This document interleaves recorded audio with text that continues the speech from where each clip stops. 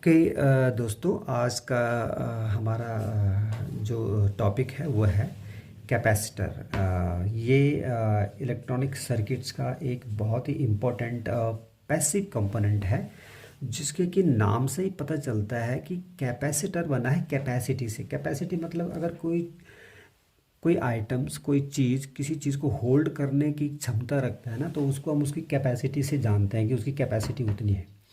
ठीक है। तो यहाँ पर कैपेसिटर भी वैसे ही है। कैपेसिटर क्या है? एक ऐसा इलेक्ट्रॉनिक पैसिव कंपोनेंट्स है जो कि चार्ज को होल्ड करने की कैपेसिटी रखता है। मीन्स इसको, ये अपने अंदर जो है ना इलेक्ट्रिक चार्ज को इलेक्ट्रिक फील्ड के रूप में स्टोर करने की कैपेसिटी रखता है। ठीक है। इसके बहुत सारे यूजेज हैं, बहुत सारे यूँ सोचिए कि इलेक्ट्रॉनिक सर्किट में ये अपना बहुत इंपॉर्टेंट रोल प्ले करता है। तो एक कैपेसिटर की एक फॉर्मल डेफिनेशन हम कुछ इस तरह से बना सकते हैं कि it is a two terminal passive electronic components which has the capability to store the electrical energy in the form of electric field। ठीक है। एक प्रकार से यूँ समझ लो कि जैसे जैसे बैटरी होती है ना, वो अपने अंदर चार्ज को स्टोर करने की कैपेसिटी रखता है। It is similar to that of, ठीक है, but little variation is there in its operation and battery operation. ठीक है। ओके, नाउ कैपेसिटर की यूनिट क्या होती है? कैपेसिटर की यूनिट जो है ना फैराड होती है। ठीक है। लेकिन फैराड इतनी बड़ी यूनिट हो जाती है कि जनरली में इलेक्ट्रॉनिक सर्किट में इसका इस यूज़ कम होता है। ठीक है। ये इलेक्ट्रिकल में जाके थोड़ा इसका यूज़ होता है, तो इसीलिए इसकी छोटी यूनिट को इस्तेमाल किया जाता है। Micro farad, pico farad, nano farad etcetera का यूज़ किया जाता है। Symbol, as far as symbol is concern, तो कैपेसिटर को सी से डिनोट करते हैं और सर्किट में कैपेसिटर को इस तरह से दिखाते हैं। जो ये इतने सारे सिंबल हैं, सब कैपेसिटर के सिंबल हैं। अलग अलग टाइप के कैपेसिटर के अलग अलग टाइप के सिंबल है। सिंपल एक कैपेसिटर को इस तरह से दिखाया जाता है। ये वेरिएबल कैपेसिटर है, ये पोलराइज्ड कैपेसिटर है जिसमें पॉजिटिव और नेगेटिव टर्मिनल फिक्स होते हैं। ठीक है। अदरवाइज इसके टर्मिनल इंटरचेंजेबल होते हैं। ये भी पोलराइज्ड कैपेसिटर है। ये जो है ट्रिमर है, ये थर्मी, और ये ट्रिमर है। ठीक है। इसी तरह से प्रीसेट कैपेसिटर है ये। ठीक है। तो प्रीसेट कैपेसिटर मतलब एक बार इसकी कैपेसिटेंस को सेट कर दिया जाता है, फिर छोड़ दिया जाता है, फिर ज़रूरत पड़ने पे फ्यूचर में इसको चेंज किया जा सकता है। कुछ इसी टाइप का ट्रिमर भी होता है। इसको कॉन्स्टेंटली वेरिएबल करके इस कैपेसिटर को डिजाइनर जो है सर्किट डिजाइनर इसको चेंज कर सकता है, अपनी ज़रूरत के मुताबिक इसको वेरी कर सकता है। इसको कंटिन्यूसली वेरी किया जा सकता है। वेरिएटर कैपेसिटर जैसे हम रेडियो रिसीवर में देखते हैं कि हम रेडियो स्टेशन चेंज करते हैं कंटिन्यूसली, तो वहाँ पर इस टाइप का कैपेसिटर यूज़ किया जाता है। ठीक है। और देर आर दिस सिम्बल्स और कैपेसिटर, बहुत सारे टाइप के कैपेसिटर होते हैं इलेक्ट्रॉनिक सर्किट में, अलग अलग टाइप के बना रहते हैं। तो उनका कैटेगराइजेशन जो है ना बहुत ही अलग अलग तरीके से होता है। कि जैसे कि एक कैटेगराइजेशन ये है कि कोई फिक्स है, किसी कोई वेरिएबल्स है, तो कोई ट्रिमर टाइप के हैं, तो इसको हमने इस तरह से fixed capacitor, variable capacitor, trimmer capacitor इसका बना दिया है। कुछ जो है क्या टर्मिनल फिक्स होता है कि ये पॉजिटिव हो या नेगेटिव हो, तो उसको हम पोलराइज बोल देते हैं। जिनका नहीं है तो उसको नॉन पोलराइज बोलते हैं। तो ये भी क्लासिफिकेशन है। दूसरा क्लासिफिकेशन है उसके कंस्ट्रक्चर पर डिपेंड है कि किस चीज़ से बना है वो कैपेसिटर। पेपर से बना है तो पेपर कैपेसिटर, सिरेमिक से बना है तो सिरेमिक कैपेसिटर, अगर उनके बीच में डायरेक्ट इलेक्ट्रोलाइट है तो इलेक्ट्रोलाइट कैपेसिटर, थिन फिल्म से बना हुआ है तो thin film. There are so many other things. ठीक है। तो categorisation is not a important issue to understand the capacitor. ठीक है ना। कैपेसिटर का कंस्ट्रक्शन, कैपेसिटर बनता कैसे, होता कैसे है, जब हम उसकी कंस्ट्रक्शन के बारे में पता होगा तभी हम ये जान पाएंगे कि कैपेसिटर काम कैसे करता है और क्या करता है। ठीक है ना।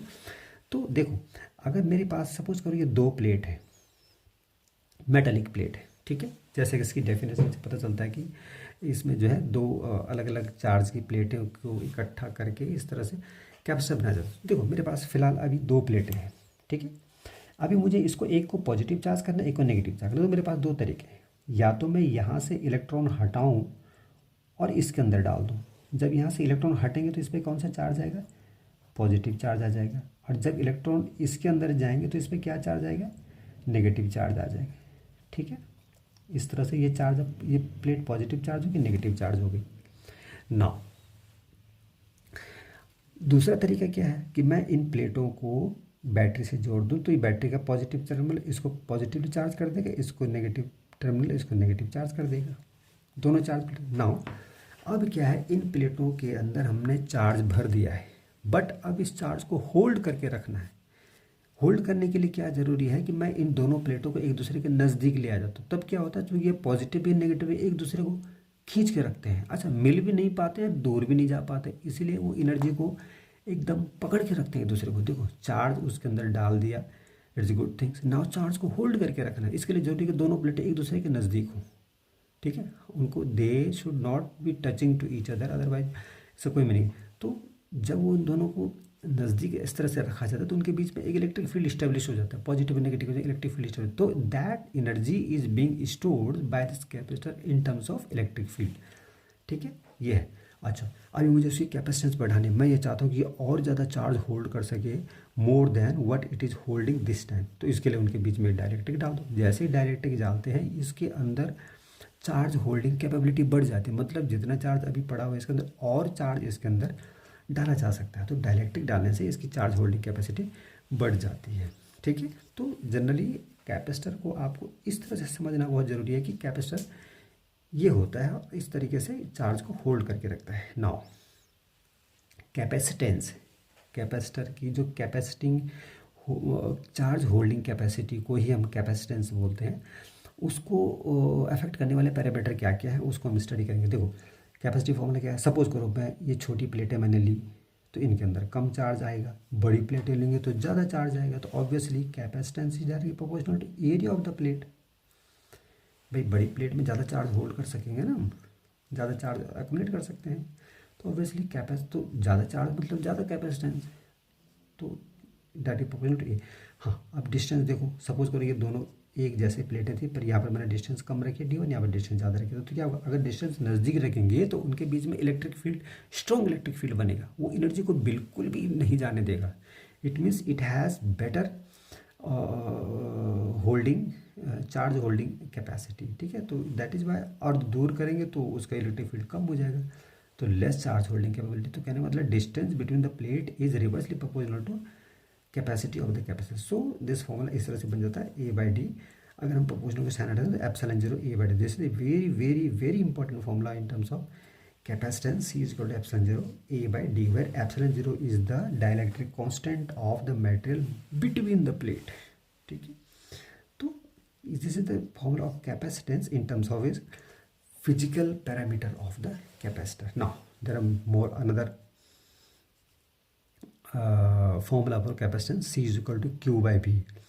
Q देखो ज़्यादा चार्ज एक्यूमुलेट करेंगे तो कैपेसिटेंस बढ़ जाएगी, ठीक है। उनके बीच for a given voltage if more charges are accumulated more capacitance is there. So ये इसके इलेक्ट्रिकल पैरामीटर हो गए। अच्छा, जिस सर्किट में कैपेसिटर लगा हुआ है उस सर्किट की करंट क्या होगी। तो करंट इज गिवन IC/dV/dt, मतलब rate of change of voltage जब ज़्यादा होगा तभी सर्किट करंट ज़्यादा होगी। इसको भी आगे हम डिराइव कर सकते हैं, आगे वाले डिटेल्स में इसको बता सकते हैं, बट फॉर फिर वीडियो अननेसेसरी लंबा हो जाएगा। तो उसके लिए जस्ट यू रिमेंबर दैट, क्योंकि कैपेसिटिव सर्किट में करंट I/C/dV/dt होती है।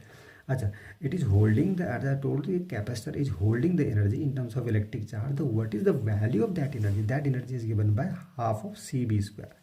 मोर the capacitance more is the energy, more higher is the voltage across the plate, higher is the energy, ठीक है। तो this is energy store by the capacitor. Now charge plate है capacitor की, they are holding the charge. उसको discharge करना तो कैसे करेंगे, अपने आप तो होगा नहीं हो, तो उसके लिए क्या है, दोनों प्लेटों को इस तरह से शॉर्ट कर दो, तो this is called the discharging of capacitor. थोड़े से चिंगारी आती है वहाँ पे जब हम कैपेसिटर को, फुली चार्ज कैपेसिटर को डिस्चार्ज करते हैं, ठीक है।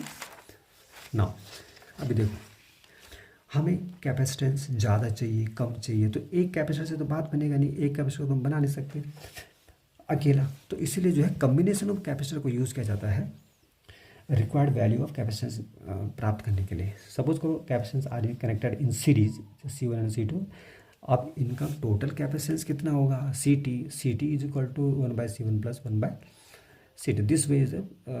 This is just opposite of the resistance calculation. तो कहने का मतलब कि अगर कैपेसिटेंस को सीरीज में जोड़ोगे तो टोटल कैपेसिटेंस कम हो जाती है, और अगर कैपेसिटेंस को पैरेलल में जोड़ते हैं, this is we of parallel combination of capacitor, the total capacitance CT is equal to C1 + C2। मतलब तो this formula is just opposite to that what we have seen equivalent total resistive formula, ठीक है।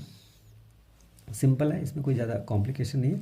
Capacitive reactance very very and very important things in terms of capacitor, ठीक हो। X C का formula कहाँ से आया, it is again big theory behind this, will not go in details, just remember that X C is equal to 1/j ω c, where j is the this imaginary quantity. Imaginary means इसमें J square is equal to -1 होता है, तो you should know that कि ये imaginary things है। अगर हम इसको जे से ऊपर नीचे मल्टीप्लाई करते हैं तो जे स्क्वायर नीचे बन जाता है, इस बिकम -1 और जे ऊपर चला जाता है तो एक्स इज इक्वल टू -j/ओमेगा c हो जाता है। यहाँ से बीटेक और गेट की तैयारी करने वालों का derivation start, they can start, this is the basic things for their calculation and we can go ahead, but यहाँ पर हम नहीं जाएंगे। This is for conceptual study of the capacitor. So X C को हम यहाँ पर डिप्लोमा लेवल या फिर बेस लेवल पे कह सकते हैं। एक्स इज इक्वल टू 1/ओमेगा इज इक्वल टू 2πf/2πfc। तो X is equal to 1/2πfc, this is the fundamental and basic formula. There are numerous numericals that has being solved over this formula, ठीक है। Now capacitor को अब DC circuit और AC circuit में लगाएंगे, देखते हैं कैसे बिहेव करता है। ये एक डीसी वोल्टेज है, इस पर हमने स्विच के थ्रू एक कैपेसिटर को लगा दिया। अभी क्या होता है देखो, ये कैपेसिटर इस डीसी वोल्ट सर्किट को कितना रेसिस्टेंस ऑफर करेगा, ठीक है। एक्चुअली जो कैपेसिटर का जो रेसिस्टेंस होता है उसको हम कैपेसिटिव रिएक्टेंस बोलते हैं। दिस एक्स इज एक प्रकार से resistance offered by the capacitor, ठीक। तो जो डीसी की फ्रीक्वेंसी क्या होती है, 0, तो एफ इज इक्वल टू 0, तो X is equal to 1/whatever is into 0, तो 1/0 is infinite. It means x is equal to infinite. Capacitor is offering infinite reactance to this DC voltage. It means it is an open circuit. तो DC open circuit तो current flow नहीं होगी, इसका मतलब DC circuit में current flow नहीं होती। तो कहने का मतलब है कि कैपेसिटर डीसी को ब्लॉक कर देता है। There is no current in DC circuit if capacitor is there. इसको इस तरह से समझ सकते हैं कि सपोज को जैसे हम इसको स्विच ऑन करेंगे तो जो वोल्टेज है इसके बराबर ही कैपेसिटर को चार्ज कर देते हैं, तो कैपेसिटर का वोल्टेज और इसका वोल्टेज बराबर हो गया। दो टैंक हैं, उनमें बराबर पानी है, उनको पाइप से जोड़ेंगे तो उनमें करंट फ्लो होगी, कोई करंट फ्लो नहीं होगी उसमें, ठीक है। तो it is similar to this one. Now AC circuit में देखो कैसे होता है। ये एसी वोल्टेज है, वी वोल्टेज, इसकी फ्रीक्वेंसी है बच्चों की अल्टरेशन हो रहा है तो इसकी फ्रीक्वेंसी एफ है। ये मैंने कैपेसिटर जोड़ दिया। नाउ तो सर्किट में करंट फ्लो होगा यहाँ पे, क्योंकि हमारे पास एक्स ही ये कैपेसिटर कितना रिएक्टेंस दे रहा है, X is equal to 1/2πfc। F हमको यहाँ से मिल जाएगा और सी हमें मालूम है, तो there is it becomes a denominator becomes a bigger value. तो X is equal to very small. कहने का मतलब है कि very small reactance will be offered by the capacitor for AC voltage. तो कहने का मतलब है कि कैपेसिटर एसी करंट को पास करेगा और डीसी करंट को ब्लॉक करेगा, ठीक है। सिंपल टर्म्स में हम कैपेसिटर को इस तरह से समझ सकते हैं। नाउ जिस सर्किट में कैपेसिटर लगा हुआ उसकी पावर क्या होगी, द इंपॉर्टेंट कंसिडरेशन जो ओवर इधर सपोज के वोल्टेज सोर्स है, एसी वोल्टेज सोर्स, इसमें सर्किट करंट आई फ्लो हो रही है। हम जानते हैं कि एसी सर्किट में सर्किट करंट फ्लो हो गया, इसकी कैपेसिटेंस सी है। नाउ जस्ट रिमेंबर दैट जो प्योरली कैपेसिटिव सर्किट होता है उसमें करंट वोल्टेज से 90 डिग्री लीडिंग में होती है। मतलब जब वोल्टेज, ये वोल्टेज ग्राफ है, तो करंट 90 डिग्री से आगे होगी इसमें से, ठीक है। We will not go in details कि ऐसा क्यों होता है। There is again a big theory behind this, we can elaborate it. If you comment the things in this video then I can give a separate video for that, ऐसा क्यों होता है। बस just remember this thing only, जो pure capacitive circuit है उसमें current voltage से 90 degree leading में होती है। मतलब there is 90 degree phase difference between voltage and current. तो कैपेसिटिव सर्किट की पावर क्या होती है, P equal to VI cos phi, basic formula है किसी भी सर्किट की पावर के लिए। अब चूंकि यहाँ पर 90 डिग्री का डिफरेंस है वोल्टेज और करंट के बीच में, तो cos phi equal to cos 90 हो जाएगा। cos 90 इक्वल टू 0, तो पावर इक्वल टू 0। कहने का मतलब है कि प्योर कैपेसिटिव सर्किट में पावर 0 होती है। देखो कैसी विडंबना है, यहाँ पे वोल्टेज भी है करंट भी है, लेकिन सर्किट में पावर कंजम्पशन 0 है, ठीक है। तो ये इसलिए इसे तो जब, क्योंकि जब वोल्टेज मैक्सिमम था उसमें करंट 0 है, जब वोल्टेज 0 हो जाता है उसमें करंट मैक्सिमम हो जाता है। तो वोल्टेज और करंट का मल्टीप्लिकेशन एक प्रकार से हमेशा 0 ही रिस्पेक्टिव में 0 ही मिलता है। तो सर्किट में पावर कंजम्पशन 0 होता है, ठीक है। ओके, नाउ जब सर्किट कैपेसिटर का चार्जिंग और डिस्चार्जिंग एक बहुत बड़ा कॉन्सेप्ट है, अगर इसको हम ठीक तरीके से समझ जाएंगे तो हम सर्किट को बड़ी डिटेल्स में स्टडी कर सकते हैं। तो मैं यहाँ पर एक बेसिक कंसिडरेशन दे रहा हूँ कि कैपेसिटर चार्जिंग और डिस्चार्जिंग का क्या फंडा है। देखो ये वोल्टेज सोर्स था, इसके अक्रॉस हमने कैपेसिटर लगा दिया, ठीक है। तो जैसे ही सर्किट को कनेक्ट कर देता है, ये इस टाइप से है कि जैसे कैपेसिटर अनचार्ज डिस्चार्ज है, तो ये बर्तन खाली है और ये बर्तन भरा हुआ, ये वोल्टेज देखो वी है इधर। जैसे मैं इसको जोड़ूँ क्या होता है, एक हैवी करंट फ्लो, वो पानी फ्लो होगा इसमें, लेकिन जैसे जैसे ये बढ़ता जाएगा ये पानी का जो फ्लो है ना वो स्लो होता जाएगा। तो ठीक कैपेसिटर इसी तरह से होता है, जैसे जैसे इन वोल्टेज होने का कैपेसिटर चार्ज होने लग जाता है। इनिशियल में कैपेसिटर हैवीली चार्ज होगा, लेकिन उसके बाद धीरे धीरे इसकी चार्जिंग कम रेट से चार्ज होने लग जाएगा। ठीक है, तो इसी तरह से हम इसको कह सकें कैपेसिटर जो है ना लीनियरली चार्ज नहीं होता, एक्सपोनेंशियली चार्ज होगा। इनिशियली जल्दी चार्ज होगा, फिर उसके बाद धीरे धीरे धीरे धीरे चार्ज होगा, तब जो है एक टाइम बाद ये फुली चार्ज हो जाएगा। ठीक है, ओके। यहाँ पर क्या है, जो सर्किट कैपेसिटेंस है और सर्किट का कोई रेजिस्टेंस है, इसका मल्टीप्लिकेशन को हम आर सी बोलते हैं।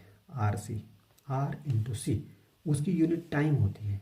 ठीक है, तो कैपेसिटर को ऐसा माना जाता है कि 5 टाइम कांस्टेंट के बाद वो कैपेसिटर फुली चार्ज माना जाता है। This is again worth remembering, multiple choice question में इसका एग्जाम क्वेश्चन पूछा जाता है।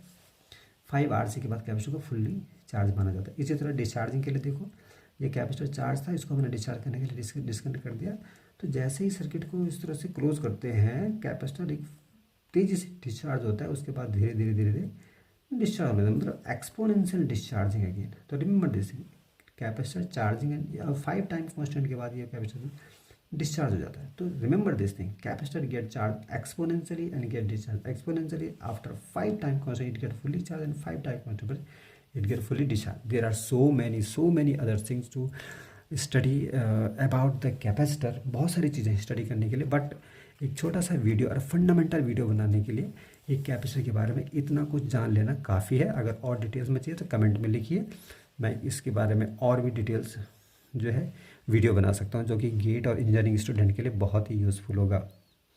वीडियो अच्छा लगा है तो इसे लाइक करें, सब्सक्राइब करें और अपने फ्रेंड्स में शेयर करें। Thank you.